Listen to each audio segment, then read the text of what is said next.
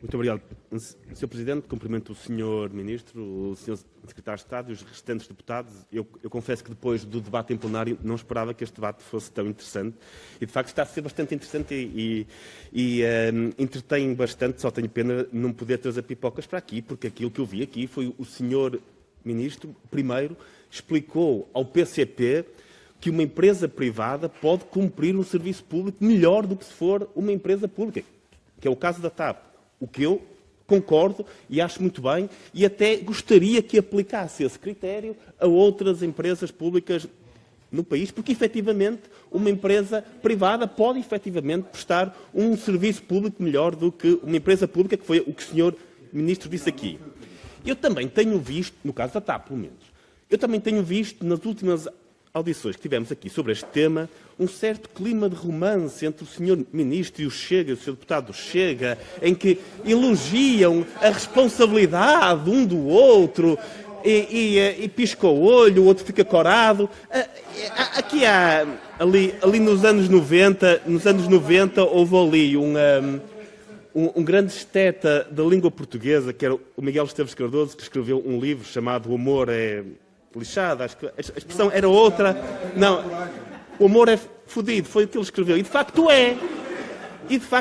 É o título do livro. E de facto é, porque o que vimos aqui foi esta relação de amor entre o PS e o Chega a romper-se. Mas a romper-se de uma forma muito curiosa, que é o Chega a ultrapassar o PS pela esquerda, que é contra a privatização da TAP, porque a TAP tem que ser mesmo uma empresa pública, porque só com uma empresa pública é que pode cumprir o serviço público, aliás, muito parecido com aquilo que o PCP está a propor.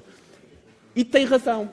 E tem razão em relação a outra coisa, que é em relação àquilo que o PSD não defende e devia defender. Porque é muito fácil opor-se a uma injeção de 3,2 mil milhões de euros, porque efetivamente foi excessiva. Mas para serem consistentes, tinham que dizer de forma muito clara aquilo que nós dizemos, que é qual seria a consequência de não injetar. E, efetivamente, a TAP iria para um processo de insolvência. E temos que aceitar que são essas as consequências. Porque quem defende políticas tem que defender as consequências. Não é só a parte positiva de defender. Era isso que aconteceria. Poderia resultar ou não no fim da TAP. Mas era isso que aconteceria se não injetássemos os 3,2 mil milhões de euros. E era importante que o PSD tivesse essa consistência, já que nos acompanham agora nesta crítica, era importante que também acompanhassem nas consequências. Mas não é só o PSD que esconde isso. O Sr. Ministro também esconde.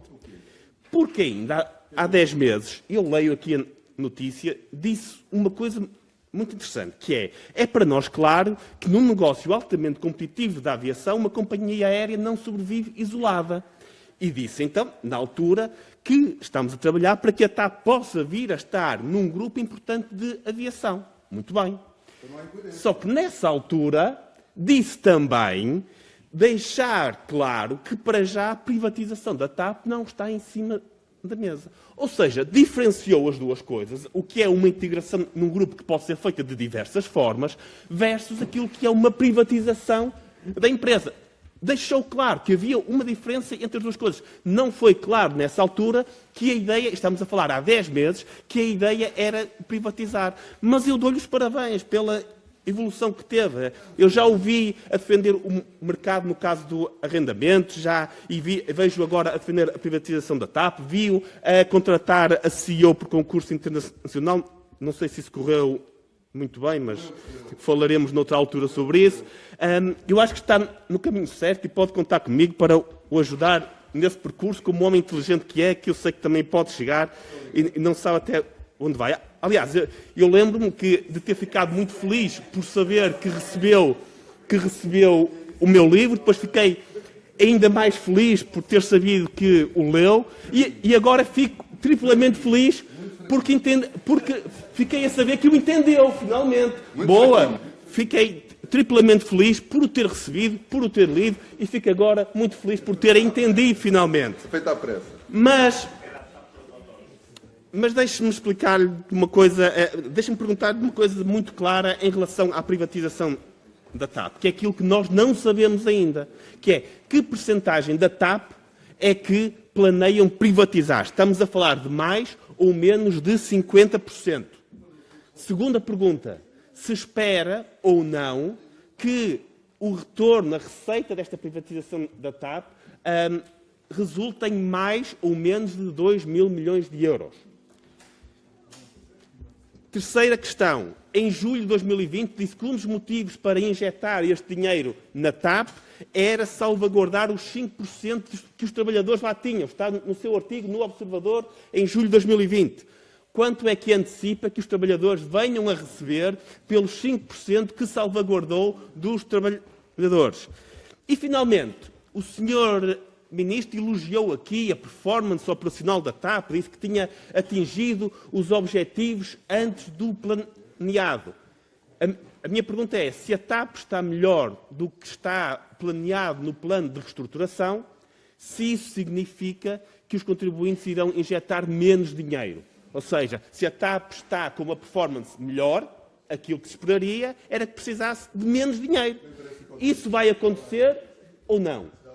Estamos, efetivamente, com melhores resultados ou não?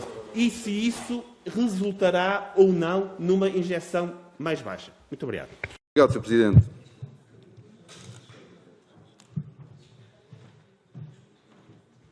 A última pergunta do Sr. Deputado Carlos Guimarães Pinto. Eu só fiquei aqui a meio, portanto ajude-me a concluir. Se a TAP está melhor que no plano de reestruturação, porque é que não se... poupa dinheiro dos contribuintes.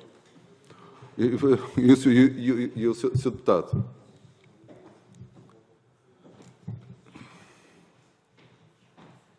É que isto é fácil para um economista. Nem sequer tem muita ciência. Se nós fizemos uma negociação com a Comissão Europeia, identificou-se as necessidades, os 3.2 não foi nenhum capricho, foi aquilo que na negociação com a Comissão Europeia se entendeu que era o estritamente necessário para que a TAP pudesse funcionar. Não, exatamente. E depois há uma evolução que está a correr melhor do que aquilo que estava inicialmente previsto. Sr. Deputado, quando faz... Há duas maneiras de ver a coisa. Imaginemos que nós não nacionalizamos a empresa. O dinheiro está lá. Aquele ativo vale aquele dinheiro. É dos portugueses. Ok? Portanto, está ali ou está noutro sítio, é igual. Consegue compreender isso?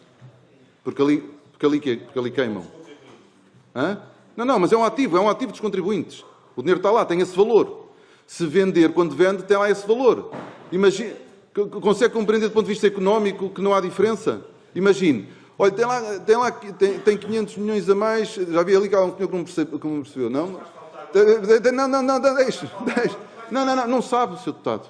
Não sabe.